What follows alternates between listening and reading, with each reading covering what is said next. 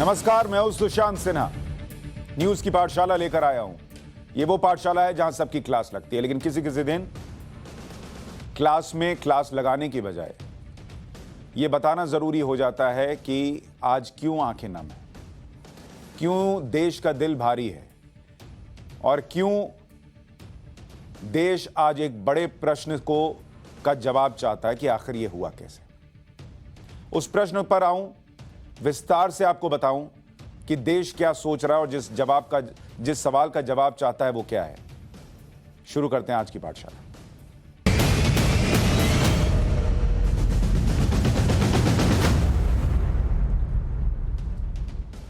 पाठशाला में आज सीडीएस जनरल बिपिन रावत की बात करूंगा।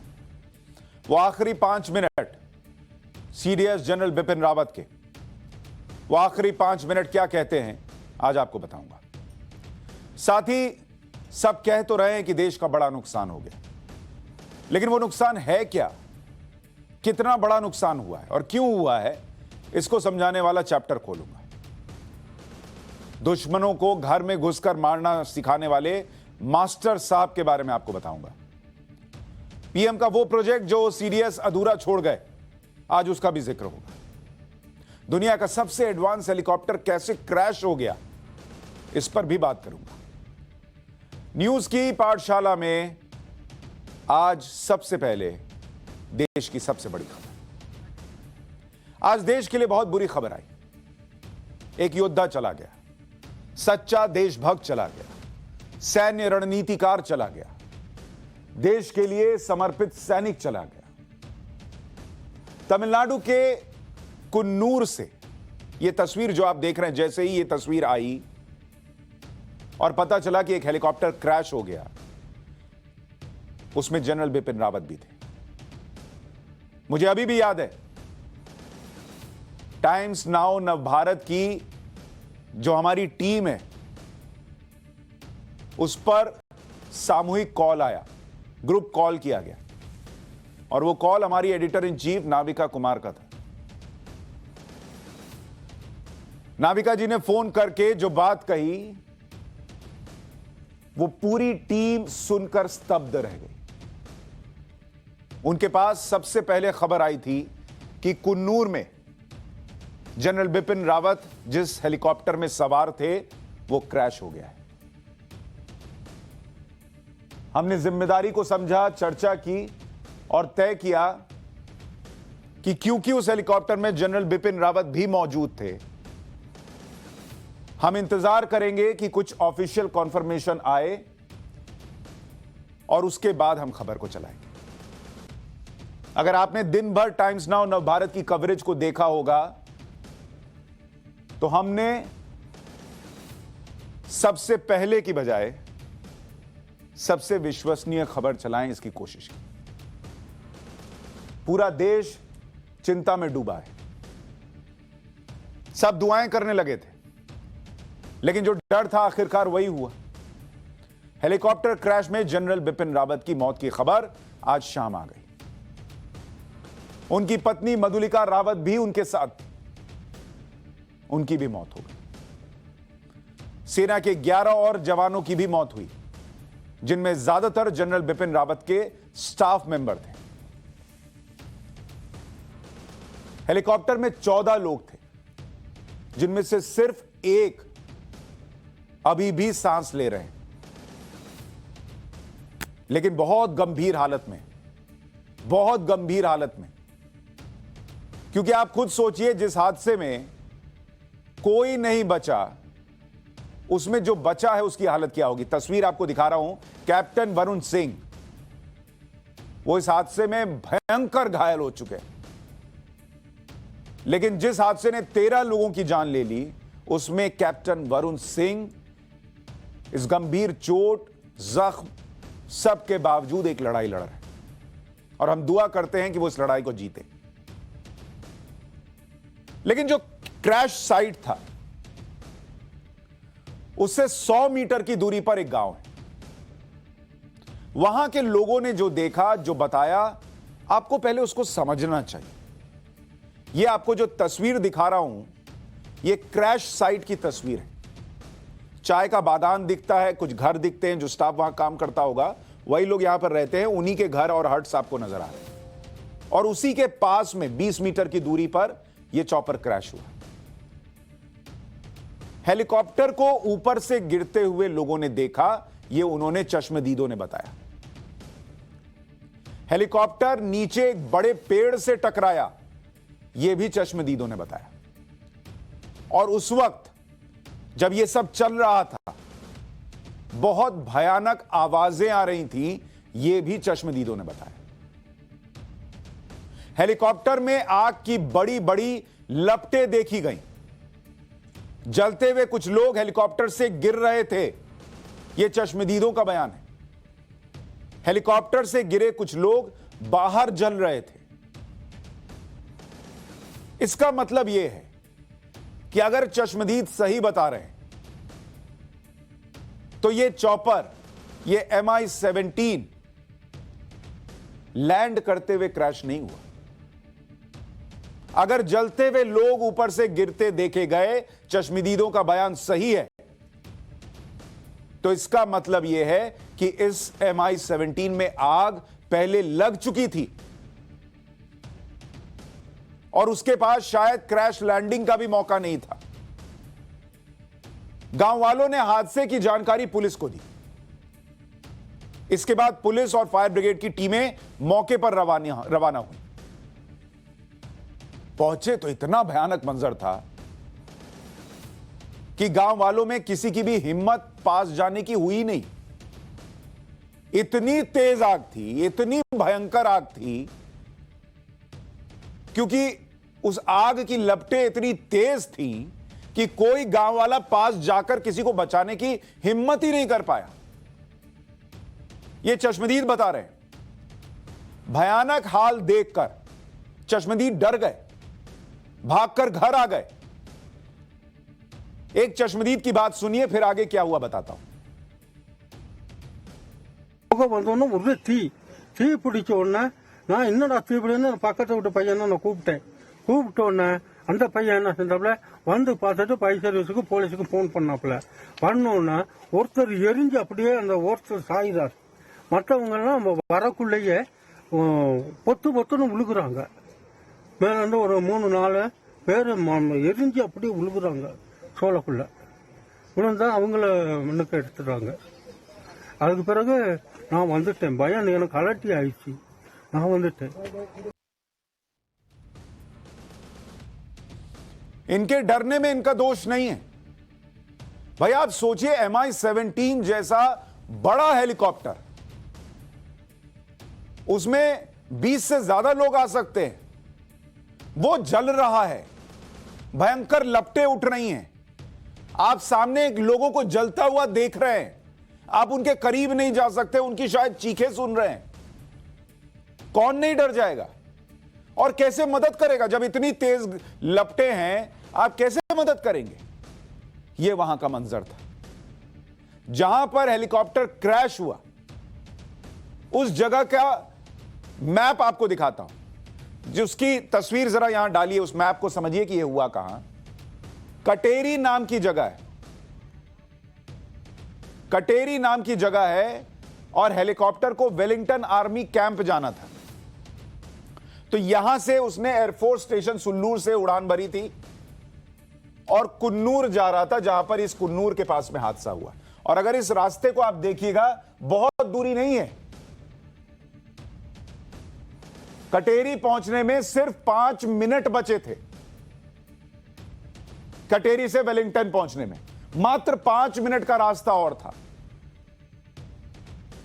लेकिन वो 5 मिनट का रास्ता जिंदगी भर के लिए इतना लंबा हो गया कि 13 लोग उसको कभी पूरा नहीं कर पाए।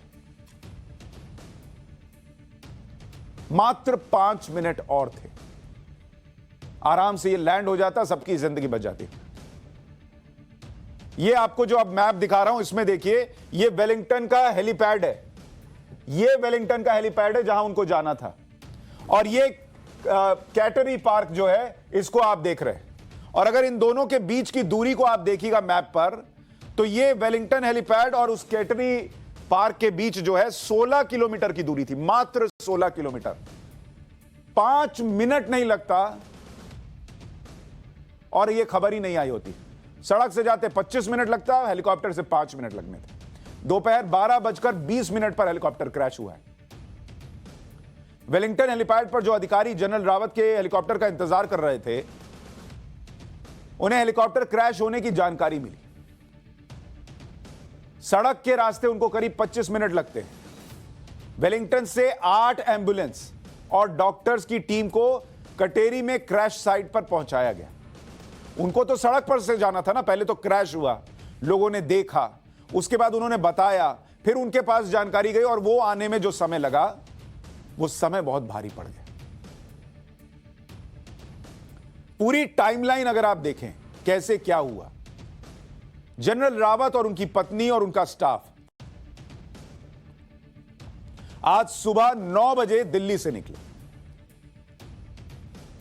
तब उन्होंने सोचा भी नहीं होगा कि मात्र 3-3.5 घंटे बाद उनकी जिंदगी खत्म हो जाएगी। स्पेशल एयरक्राफ्ट से ये सभी कोयंबटूर के पास सुल्लूर एयरबेस पहुंचे। तब तक सब ठीक था। वहां से सुबह 11:30 बजे ये सारे लोग MI-17 से वेलिंगटन के लिए निकले। वेलिंगटन के डिफेंस सर्विसेज स्टाफ कॉलेज में जनरल रावत का लेक्चर था, उनको लेक्चर देना था, लेकिन वो लेक्चर कभी नहीं हुआ। जो लोग उनके लेक्चर का इंतजार कर रहे थे, उनका इंतजार कभी खत्म नहीं हुआ, ना कभी होगा। वेलिंगटन पहुंचने के 5 मिनट पहले कटेरी में हेलीकॉप्टर क्रैश कर गया। हेलीकॉप्टर में 14 लोग थे। मैं चाहता हूं कि उन 14 के बारे में आपको बताऊं। जनरल बिपिन रावत का जाना प्रधानमंत्री नरेंद्र मोदी के लिए एक बड़ा लॉस है, इस देश के लिए बड़ा लॉस है। लेकिन जिन और लोगों की जान गई, वो भी इस देश के सपूत थे। उनका भी परिवार है, उनकी भी मां है, उनके भी पिता हैं, उनमें से किसी की पत्नी होगी, किसी का बच्चा होगा जो उनकी राह देख रहा है। क्योंकि आज उनके बारे में कोई बात नहीं कर रहा, हमें लगा कि उनके बारे में भी बात करनी चाहिए। उनकी जिंदगियों की भी कीमत है। कम से कम उनके नाम तो आपको बताएं और कुछ की तस्वीरें मिली, उनकी तस्वीरें आपको दिखाएं कि वो कौन लोग थे जो आज चले गए। जनरल बिपिन रावत और उनकी पत्नी मधुलिका रावत की तस्वीर आप स्क्रीन पर देख रहे हैं। इसके अलावा ब्रिगेडियर LS लीडर, वो DA to CDS थे, उनकी तस्वीर भी अभी आपको दिखाएंगे। लीडर साहब की तस्वीर है अगर तो दिखाइए, अभी थोड़ी देर में आपको दिखाते हैं। Lieutenant colonel Harjinder Singh SO2 CDS, आज इनके भी नमन कीजिए। Naik Gursevak Singh PSO, Naik Jitendra Kumar PSO, lance Naik Vivek Kumar PSO, lance Naik B Sai Teja PSO, Havildar Satpal ये भी PSO थे, ग्रुप कैप्टन वरुण सिंह और 4 क्रू मेंबर। और जिन ब्रिगेडियर LS लीडर की बात कर रहा हूं, उनकी तस्वीर भी आपको अब दिखाता हूं। उनकी तस्वीर बीच में ब्रिगेडियर LS लीडर को आप खड़े देख रहे हैं। आज ब्रिगेडियर लीडर हमारे साथ नहीं है, लेकिन इन्होंने देश के लिए जो सेवाएं दी, आज उनको याद करते हुए इनको हम नमन करते हैं। जनरल रावत की बात होगी, लेकिन उनके साथ जो गए उनको भी याद कीजिए। ऐसा भयानक हादसा था कि शवों की पहचान करना मुश्किल हो रहा था। हेलीकॉप्टर जिस तरह से जले, उसमें किसी के बचने की उम्मीद नहीं थी। हमने जब वो जलने वाले लोगों की तस्वीरें देखी, रोंगटे खड़े हो गए। आपको दिखा नहीं सकते वो। सूत्रों के मुताबिक DNA टेस्ट के जरिए शवों की पहचान की जाएगी। कितने ज्यादा जल गए होंगे सोचिए। 12:20 पर हादसा हुआ। खबर आते आते दोपहर के 1:15 बज गए थे। कई घंटे तक जनरल रावत के बारे में स्थिति क्लियर ही नहीं थी। लेकिन इसी बीच जो हलचल हो रही थी, उससे संकेत ऐसे मिल रहे थे कि बुरी खबर आने वाली है। क्योंकि बीच में खबर आई कि हादसे पर रक्षा मंत्री राजनाथ सिंह संसद में बयान देंगे, लेकिन बाद में पता चला कि रक्षा मंत्री आज नहीं, कल बयान देंगे। इसी बीच वायुसेना प्रमुख को तत्काल कन्नूर जाने के लिए कहा गया। रक्षा मंत्री राजनाथ सिंह ने प्रधानमंत्री को हादसे की जानकारी दी। राजनाथ सिंह जनरल बिपिन रावत के घर चले गए और वायुसेना प्रमुख की पत्नी जनरल बिपिन रावत के घर पहुंच गए। यह सब देखकर लगने लगा था कि खबर तो अच्छी नहीं है जो आने वाली। के घर पहुंच गए। उधर तमिलनाडु से वहां के सीएम, वहां के डीजीपी, वहां के कुछ मंत्री हादसे वाली जगह के लिए रवाना हो गए। जनरल रावत के बारे में आधिकारिक जानकारी का इंतजार करते करते आखिरकार 6 बजे भारतीय वायुसेना ने आधिकारिक बयान जारी किया और इसमें कहा कि कुन्नूर के पास दुखद हादसे में सीडीएस जनरल बिपिन रावत, उनकी पत्नी और 11 दूसरे लोगों की मौत हो गई। लेकिन आज इस क्लास में मैं चाहता हूं कि आप जनरल बिपिन रावत को 3 बातों से समझिए कि वो कौन थे। जनरल बिपिन रावत के बारे में आज आपको जानना और समझना चाहिए। वो सिर्फ सीडीएस नहीं थे। जनरल बिपिन रावत जिनके बारे में हम बात कर रहे हैं, ये थे सीडीएस जनरल बिपिन रावत। उनके बारे में जो 3 बातें आपके दिमाग में सबसे पहले आनी चाहिए वो थी counter terror specialist,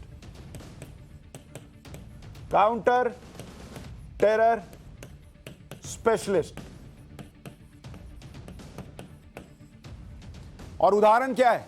surgical strike, air strike. इसमें इनकी सोच, इनकी रणनीति, इनकी भूमिका देश हमेशा याद करेगा।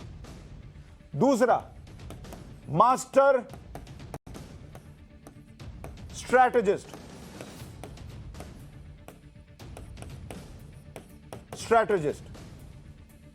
आप डोकलाम देख लीजिए, लद्दाख विवाद देख लीजिए। चीन आंखें दिखाता रह गया, लेकिन भारत की फौज के साथ नजरें मिलाकर देखता तो रहा, लेकिन कुछ कर नहीं पाया। किसकी वजह से? जनरल बिपिन रावत का एक अहम किरदार। तीसरा, मिलिट्री पॉलिसी थिंकर।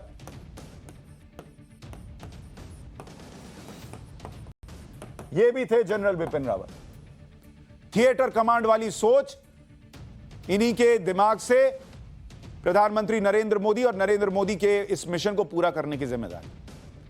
और इनके करियर के अगर आप 4 हाई पॉइंट्स देखिए, 2015 में म्यांमार वाला सर्जिकल स्ट्राइक, 2016 में पीओके सर्जिकल स्ट्राइक, 2017 में डोकलाम चीन से टक्कर और 2019 में बालाकोट एयर स्ट्राइक, सब में इनकी भूमिका रही है।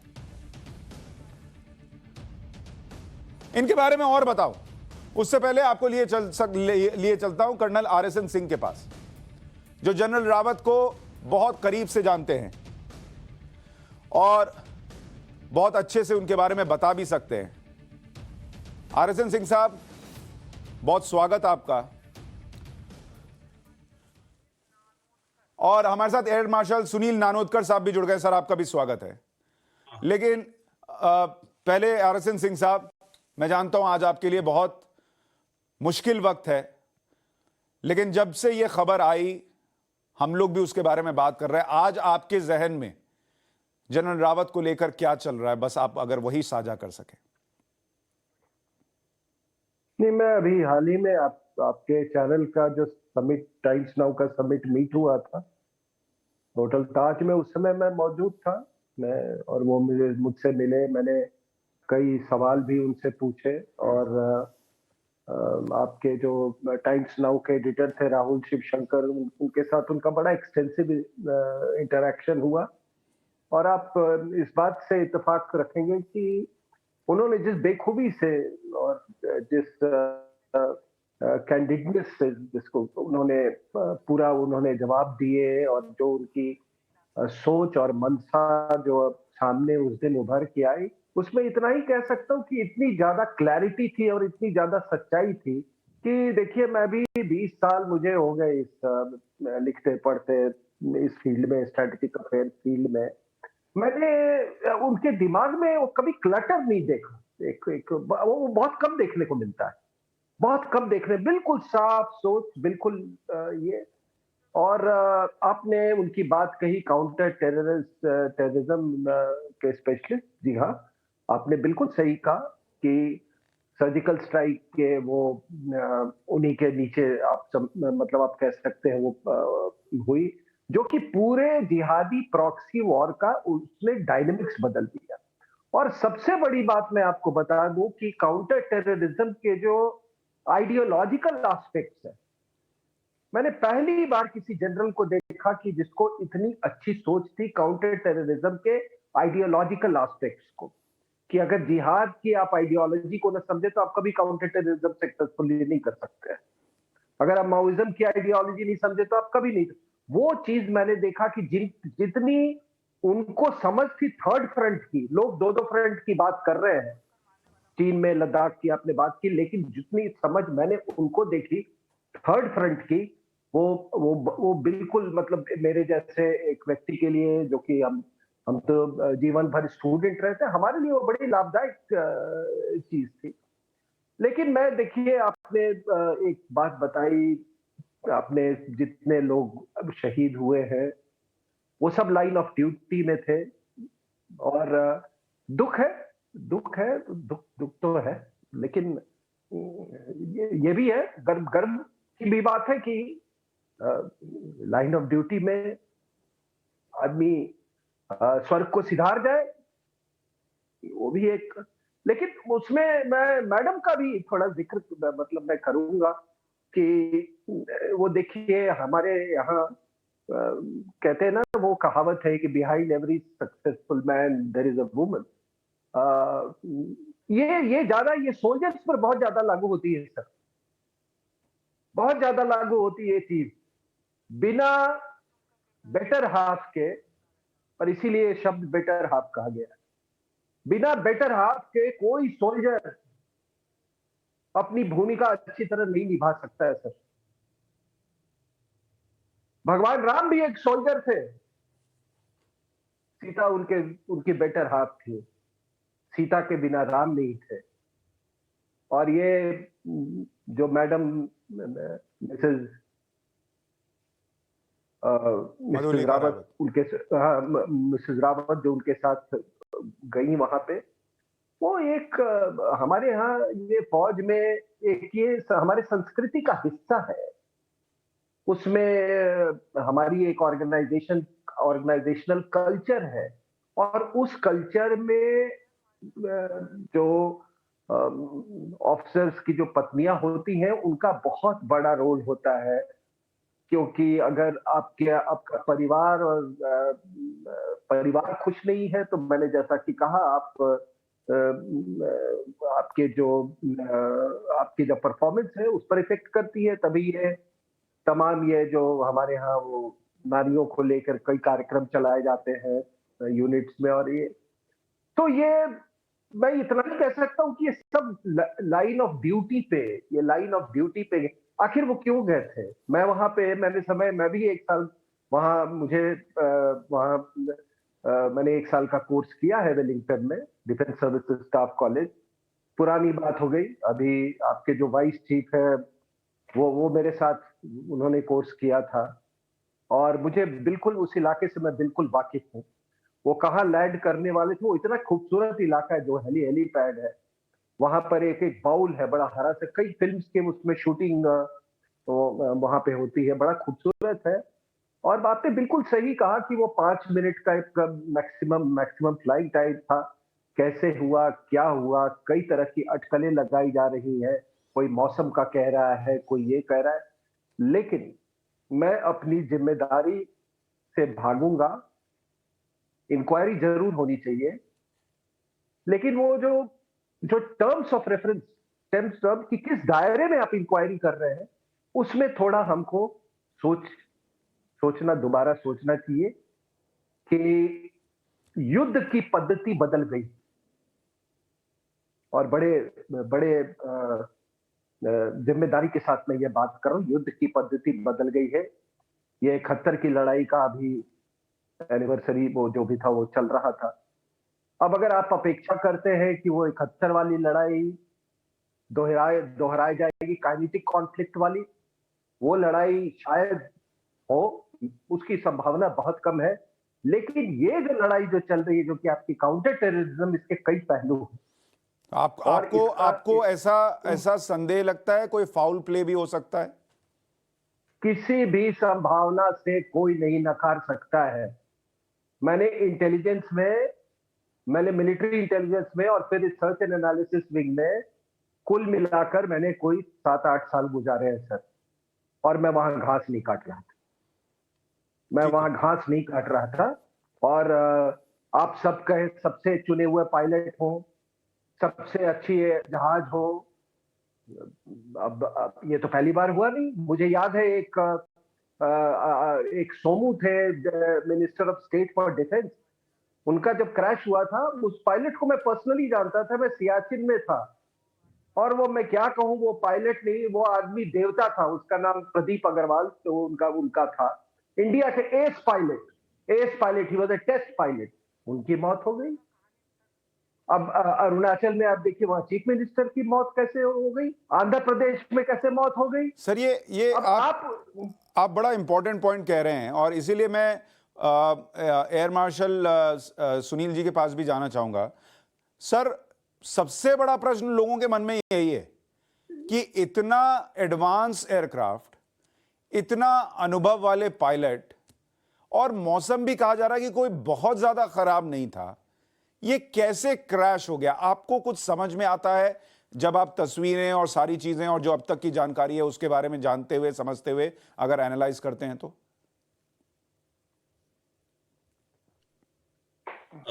देखो, ये जो हादसा हुआ है उसके पीछे क्या रीजन है, ये तो इंक्वायरी में ही पता चलेगा। और उसके पहले जो लोग इतना कुछ बोल रहे हैं इसके बारे में, मेरे ख्याल वो मेरे लैंग्वेज में जंपिंग टू कंक्लूजन है। इसके लिए थोड़ी सी धीरज रखनी पड़ेगी, क्योंकि इस तरह से का हादसा होना, इसमें क्या जहाज में खराबी थी, क्या मौसम में खराबी थी,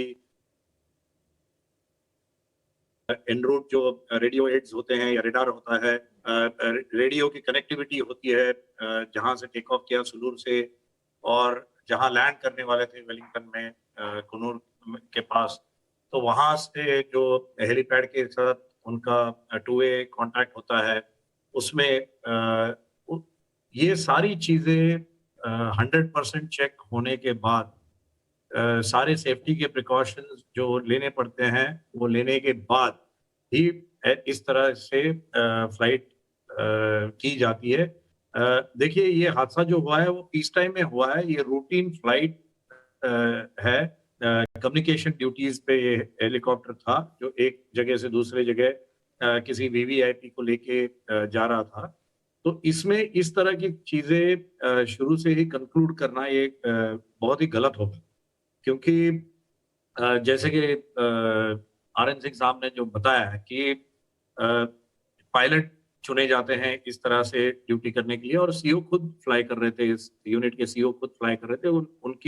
उनका जो फ्लाइंग का तजुर्बा है और उनकी जो काबिलियत है, इन दोनों पे हम शक नहीं कर सकते।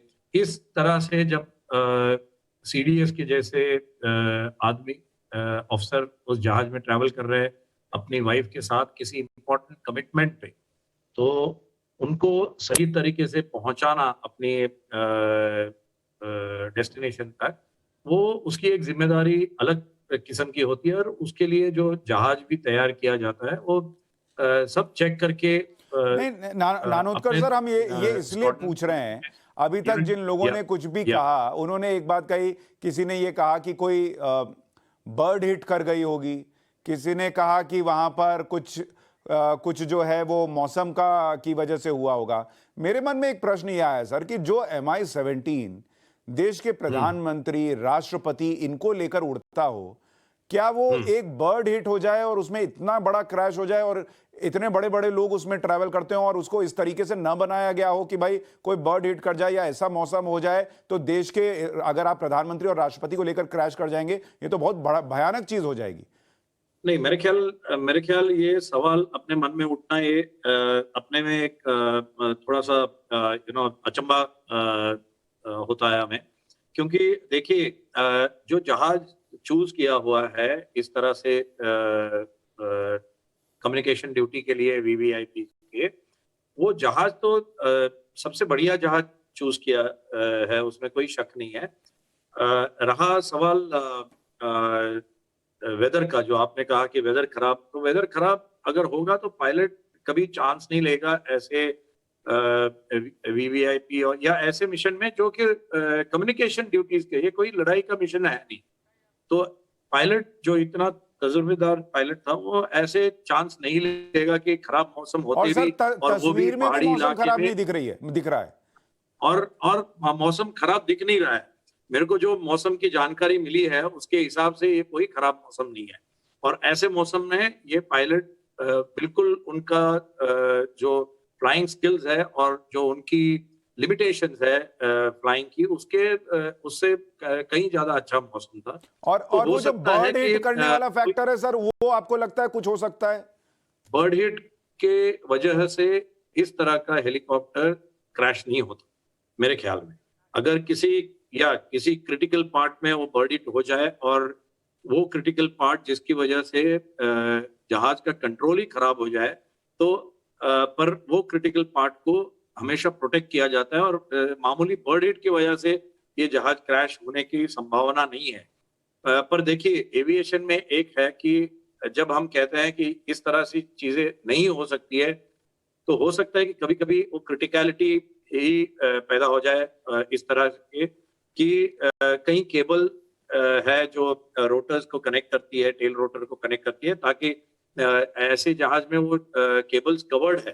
पर अगर इस तरह के बड़ा बर्ड कोई अगर इम्पैक्ट हो जाए इस तरह से, या जहां पे उसका गियर बॉक्स है, उसके जो कोमिंग होती है, उसकी कवर जो होती है, उसके ऊपर बर्ड हिट हो जाए तो क्रिटिकलिटी आ सकती है।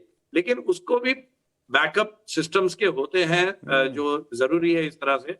और अगर फोर्स लैंडिंग करनी पड़ी तो पायलट फोर्स लैंडिंग कर सकता है ऐसे जहाज। तो लेकिन उसके लिए आरएसएन सिंह साहब, आप जो कह हेली रहे हैं कि कोई भी पॉसिबिलिटी खारिज नहीं की जा सकती, वो तो नानोदकर सर को सुनकर और ज्यादा उस पर विश्वास होने लगता है कि भाई ना मौसम खराब है, ना पायलट गैर अनुभव वाले हैं, ना बर्ड हिट हो जाए उससे इतना बड़ा हादसा हो सकता है। तो फिर क्या हुआ होगा, यही समझ में नहीं आ रहा फिर। देखिए, क्या हो रहा होगा तो हमारे सामने आ जाएगा, लेकिन अभी कंक्लूड करना कि नहीं, ये बिल्कुल हो बिल्कुल, सकता है, वो हो लेकिन मैं सकता बस है, सुनिए, गलत होगा। बस लेकिन जैसे आरएसएन मैं सिंह कह साहब रहा से था ये कि पूछ रहा हूं कि नहीं, जो वो कह रहे थे उसकी तरफ कुछ चीजें जाती लगती, मैं ये नहीं कह रहा हूं कि ऐसा ही हुआ होगा, लेकिन मन में संशय आना ठीक है, बड़ी बात है कि होना चाहिए नहीं होना चाहिए। जी सिंह साहब। मेरा एक बहुत लिमिटेड पॉइंट है, और वो है कि जो टर्म्स ऑफ रेफरेंस आप बनाते हैं किसी इंक्वायरी की, उसका दायरा बढ़ाया जाए। ये तो कोई मैं गलत बात नहीं बता रहा हूं, आप दायरा बढ़ाइए। मैं कह रहा हूं कि युद्ध की पद्धति बदल गई है। क्या जियाउल हक का आप भूल गए क्या हुआ था जियाउल हक के साथ? नेताजी सुभाष चंद्र बोस के साथ वो हबीबुर रहमान था, जब क्रैश हुआ तो वो बच गया। उसके बाद कहां गया हबीबुर रहमान, किसी को मालूम है? ये वो गया पाकिस्तान, जिन्ना का खास आदमी बन गया, और जो ट्राइबल जो कबीले थे उसको ट्रेनिंग दिया, और उनको फिर कश्मीर में युद्ध के लिए भेजा। वही हबीबुर रहमान जो कि किसी दिन वो क्या हबीबुर रहमान से आप उम्मीद करते हैं कि वो कभी सच बोला होगा? मैं उदाहरण दे रहा हूं। तो उस समय से तो इंटेलिजेंसी बहुत सारी चीजें ऐसी करती है, अभी कोई बहुत बड़ी बात नहीं है, बहुत बड़ी बात नहीं है। हमारे यहाँ कोई, आप देखोगे कि अब मैं क्या, आप राजनीति कैसे कई क्रैशेस देखे हैं, पॉलिटिशियंस के देखे हैं आपने, को उसके देखे। मैं इतना ही सिर्फ मेरा कहना है कि आप कृपया इसका टर्म्स ऑफ रेफरेंस बढ़ाइए, और वो बिल्कुल मेरे ख्याल से ये बिल्कुल शंका तो आपको भी हो रही है साहब, आप दिल पे हाथ रखिए, बोलिए कि शंका नहीं है। नहीं नहीं, बिल्कुल है सर। ये मैंने तो कहा कि ये प्रश्न कि इतना सबसे एडवांस हेलीकॉप्टर जो है और जो प्रधानमंत्री और राष्ट्रपति को लेकर चलने वाला हेलीकॉप्टर है, वो साफ मौसम में 5 मिनट की दूरी पर अचानक से कैसे क्रैश कर गया, ये प्रश्न का जवाब हर कोई जानना चाहता है। तो इसलिए संशय तो लोगों के मन में है, मैं इसको खारिज नहीं करूंगा, लेकिन ठीक है, अब जांच होगी और आप कह रहे हैं कि उसका दायरा थोड़ा सा क्या होगा, इस पर सोचा जाना चाहिए। आरएसएन सिंह साहब, एक चीज और बताइए, जो जनरल बिपिन रावत हैं, उनके जाने पर बहुत सारे लोग ये कह रहे हैं कि देश का बड़ा नुकसान हुआ है। आप उनको पर्सनली भी जानते थे, आपका पर्सनल लॉस कितना है, और देश के लॉस के हिसाब से कहूं तो कहां आप देखते हैं कि अपूरणीय क्षति है?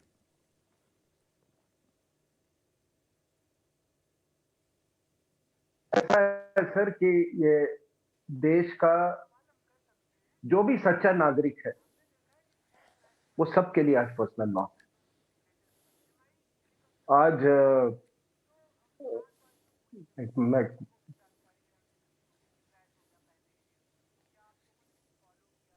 यही पे इसको रहने देते हैं आज, ठीक है ना। बट हर हर देश का नागरिक है, जो सच्चा नागरिक है, उसके लिए ये पर्सनल लॉस है। ऐसा होता है कि आप जब किसी व्यक्ति से मिलते हैं तो वो व्यक्ति आपके ऊपर कुछ छाप छोड़ता है, और उसने कैसा छाप आप पे छोड़ा वो आपके अपने चरित्र के ऊपर में निर्भर करता है। मेरे ऊपर उन्होंने बहुत ही एक सीधे, मतलब एक सीधा स्ट्रेट फॉरवर्ड, एक बुद्धिजीवी, एक मिलिट्री बुद्धिजीवी जिसको मिलिट्री इंटेलेक्चुअल कहते हैं, उसका उन्होंने मेरे पे छाप छोड़ा है। और दूसरी बात यह है कि आप सबको मालूम है कि ये देश अभी बिल्कुल जिसको कहते हैं कस्प पे है, मतलब एक क्रांति जिसको, जहां तक डिफेंस स्ट्रेटजी और डिफेंस पोस्चरिंग का ये है, वो एक कस्प पे है अभी। इस समय इनका निधन, इस तरह से इनका शहीद होना शायद ये देश के लिए, मैं क्या कहूं, ये नुकसानदेह है। भाई आपने बड़ी मुश्किल, आप अभी रीस्ट्रक्चरिंग चल रही है पूरी थिएटर का। और एक बात बता दूं आपको कि स्टेटस को से लड़ना इतना आसान नहीं होता है सर। सबके अपने अपने फील्डोन्स है, सबकी अपनी एक स्ट्रक्चर है जो कि चली आ रही है। अगर आप स्टेटस को चुनौती देंगे तो वो इतना आसान नहीं है। और उस चुनौती को उन्होंने चुनौती का सामना किया। सर, उनके साथ आपका कोई अनुभव आप शेयर करना चाहेंगे, कोई पर्सनल वाकया जो उनके इस कैरेक्टर को दर्शाता हो? नहीं सर, मैं ये सुनता रहता था, उनके जो टॉक्स होते थे उनको सुनता रहता था, और मैं आपको बड़ी क्लियर स्ट्रेटेजिक थिंकिंग के वो आदमी थे। मैंने उस दिन आपके यहाँ एक सवाल मैंने पूछा था, वो सवाल था इसका कि और ये सवाल आपके टाइम्स नाउ के उसने कॉन्क्लेव में, कि मैंने कहा कि जो ये हिंदू का जो पलायन हुआ था कश्मीर से 90s के शुरुआत में 90 में, मैं कहा कि वहां पर सेना पे कोई कमी नहीं थी, सिक्योरिटी फोर्सेस की कमी नहीं थी। उनके रहते हुए भी 5 लाख लोग, मैंने ये जनरल रावत साहब से पूछा था, मैंने बोला ये दोबारा नहीं होनी चाहिए। यही हुआ था कि सब कुछ आपके पास है, जहाज है, रफाल है, ये है, सबमरीन है, और कंट्री कोलैप्स कर जाए अंदर से। ऐसा हुआ सोवियत यूनियन के साथ। उन्होंने इस बात का बड़ा अप्रिशिएट किया, और मैंने कहा कि आप कृपया लोकल कमांडर्स को आप बिल्कुल ये आदेश दीजिए कि ऐसा कोई सिचुएशन दोबारा होता है तो वो बिल्कुल सुओ मोटो एक्शन ले वो। तो उन्होंने कहा कि नहीं, मतलब ये बात आपने सही कही है, और ये बात ये हमने कन्वे कर दिया है कि आप पूरी एक कोर हेडक्वार्टर लेके और क्या लेके बैठे हुए हैं श्रीनगर में, और उसके आपके नाक के नीचे आपके सामने से पलायन हो जाए लोगों को, तो वो बंदूकें किस काम की आपकी। तो जो मैं कह रहा हूं, जितना थर्ड फ्रंट का आपने कहा ना कि आप पर्सनल उसमें, जितना उनको थर्ड फ्रंट का उनको एहसास था, मैंने उतना एहसास मैंने ये आप बिल्कुल सही कह रहे हैं सर। और जो हम आगे बताने वाले थे उसमें हमने इसका जिक्र करने का सोचा था कि जब जनरल रावत बोलते थे तो वो ये कहते भी थे कि भाई चीन और पाकिस्तान दोनों को तो साथ में निपटा ही सकते हैं, देख सकते हैं, लेकिन घर वाला जो मोर्चा है उसको भी हम बहुत बखूबी जो है वो हैंडल कर सकते हैं, उसकी चिंता आप मत कीजिए। सुनील सर, मुझे एक चीज और बताइए, क्योंकि मन बार बार उसी प्रश्न पर चला जाता है कि ये हो कैसे गया, यकीन नहीं हो रहा लोगों को। इसलिए आपके अनुभव से मैं ये थोड़ा समझना चाह रहा हूं कि ये जो MI-17 का जिक्र कर रहे हैं, इसके पहले भी हादसे हुए हैं, क्रैश हुआ है ये MI-17, 2017 में भी हुआ है।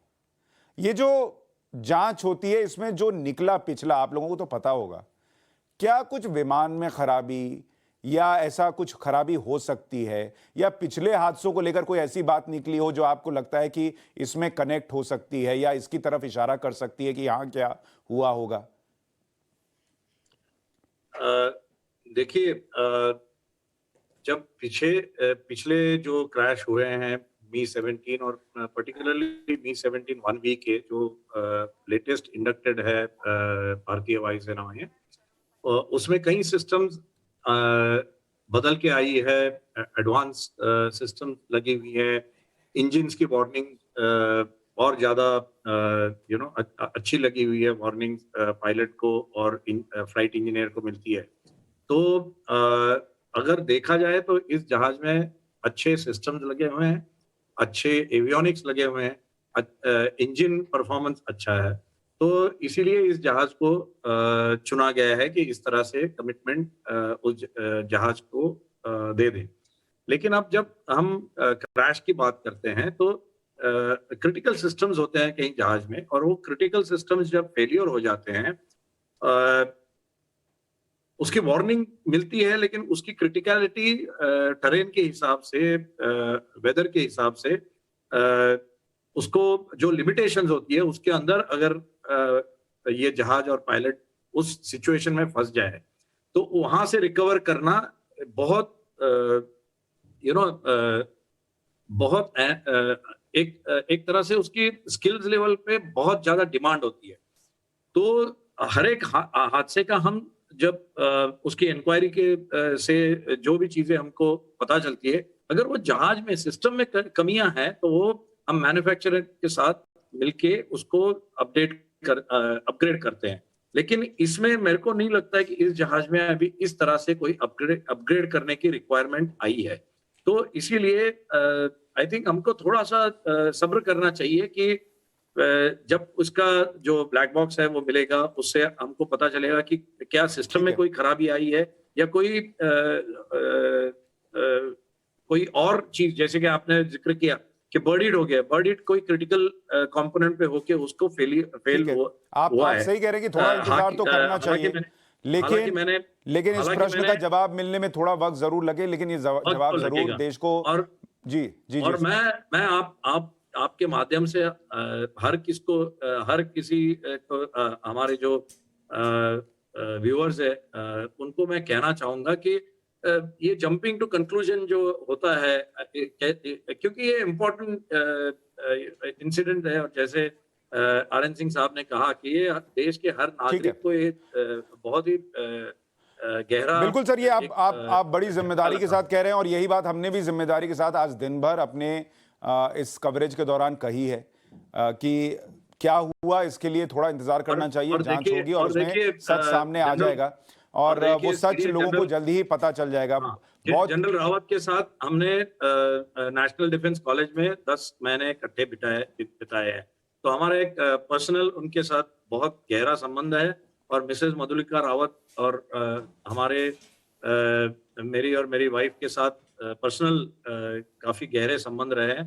तो एक ये हम फैमिली की तरह है। और आरएन सिंह साहब ने जो बहुत अच्छी बात कही है कि फौजियों का ये होता है कि चाहे वो आर्मी के हो, एयरफोर्स के हो, नेवी के हो, कहीं ना कहीं हम इकट्ठे हो जाते हैं, कहीं कॉमन ट्रेनिंग होती है, ज्वाइंट कोर्सेज होते हैं। तो इसी तरह से हम जब वो ब्रिगेडियर थे और मैं एयर कमोडोर था, हमने 10 महीने का कोर्स नेशनल डिफेंस कॉलेज का कोर्स इकट्ठा किया है। हमने बहुत सारी चीजें पढ़ाई इकट्ठी करी है। हमने कुछ चीजें जैसे कि माओइज्म पे हमने स्टडी करी थी, और हायर डिफेंस ऑर्गेनाइजेशन की स्टडी मैंने जनरल साहब के साथ इकट्ठी करी थी, और उसमें ये सारी चीजें हमने बहुत अच्छे तरह से हाईलाइट करी हुई थी। और उसी जगह पर वो कई सालों के बाद पहुंच गए, और वहां होते हुए उनके साथ ऐसा हो जाए तो इससे बड़े दुख की बात नहीं हो सकती, क्योंकि ये सारी चीजें हमने डिसर्टेशन के माध्यम से हमने कई जगह प्रेजेंट करी हुई है ये चीजें। तो ये एक बहुत बड़ा गहरा हमें बहुत ही दुखदायक बात है हमारे लिए और हमारे फैमिली के लिए। मैं समझ सकता हूं सर, और आज आरएन सिंह साहब भी बहुत भावुक हैं। मैं आप लोगों का शुक्रिया करूंगा कि ऐसे भावुक पल के बीच भी आप आए और आपने जनरल रावत के बारे में बात की। बहुत बहुत धन्यवाद आप दोनों का। शुक्रिया। जनरल रावत का यह प्रभाव था कि लोग जब आज उनके बारे में बात कर रहे हैं तो भावुक हो जा रहे हैं, लेकिन जनरल रावत का यह प्रभाव देश पर भी है कि आज देश भावुक है। सोशल मीडिया पर आप चले जाइए, जनरल रावत की ही बात हो रही है। आप कहीं चले जाइए, जनरल रावत की ही बात हो रही है।